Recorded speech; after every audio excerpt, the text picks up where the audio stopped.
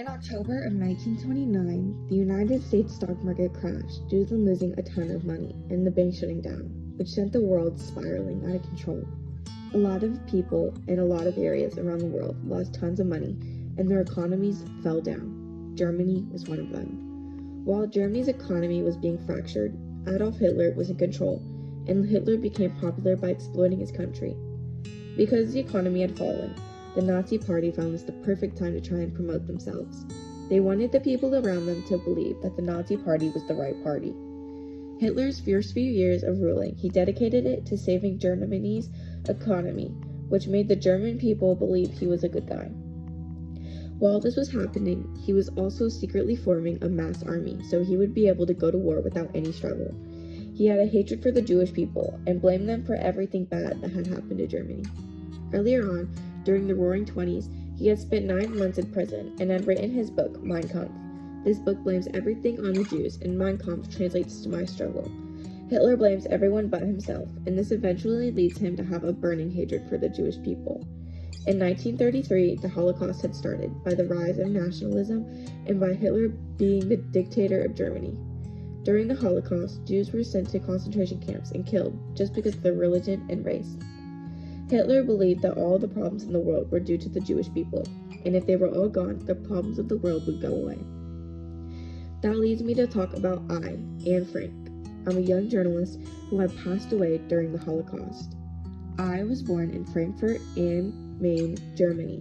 Born to Edith and Otto Frank. I was born in 1929 and was only 4 months old when the stock market crashed in the United States.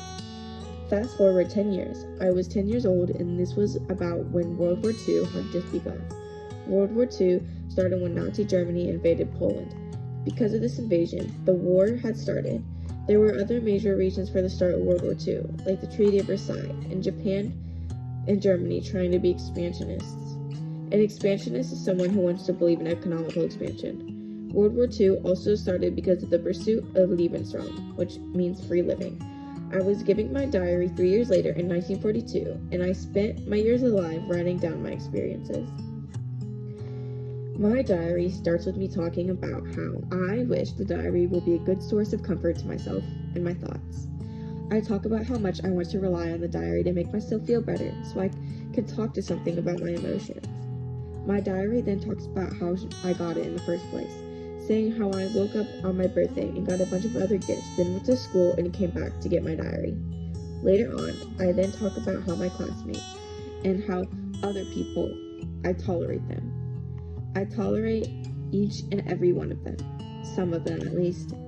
I say I tolerate some of them when in reality I didn't like them. Simple things a teenage girl would write in a diary is what I wrote. I then go on to talk about how paper has more patience than people do, and how much I admire my diary, because no matter what I write down, my diary cannot judge me for my diary entries. My diary was civil for a while, and that was very on point, talking normally about things people would regularly go through. Later on in my diary, it talks about me and my family moving to the secret annex.